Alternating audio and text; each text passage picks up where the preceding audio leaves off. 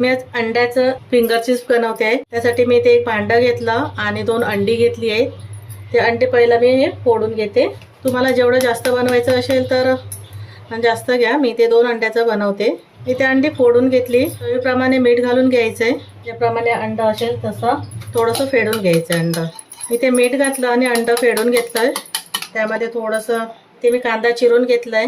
अर्धा कांदा घेतलाय। छोटा असेल तर एक घाला, मोठा असेल तर अर्धा कांदा घालून घ्यायचंय।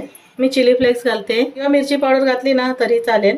परत एकदा व्यवस्थित असं मिक्स करून घ्यायचंय। इथे बघा आता मी अंडा फेडून घेतलं, थोडं बाजूला ठेवते।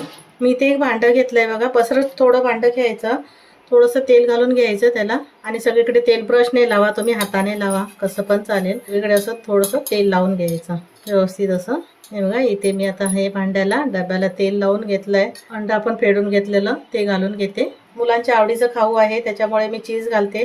घालायची तर नाही घातलं तरीही चालेल, मुलांना आवडेल असं चीज घातलेलं। इथे बघा चीज किसून घेतली। मी इथे हळद वगैरे घातली नाहीये, तुम्हाला थोडीशी वाटलं तर तुम्ही घालून घ्या। आता आपण गॅसकडे जाऊया। इथे मी एक कढाई घेतली आणि त्या पाणी घातलं आणि स्टँड ठेवलंय त्याच्यावरती आणि आपल्याला हे अंड्याचं भांडं ठेवून घ्यायचंय।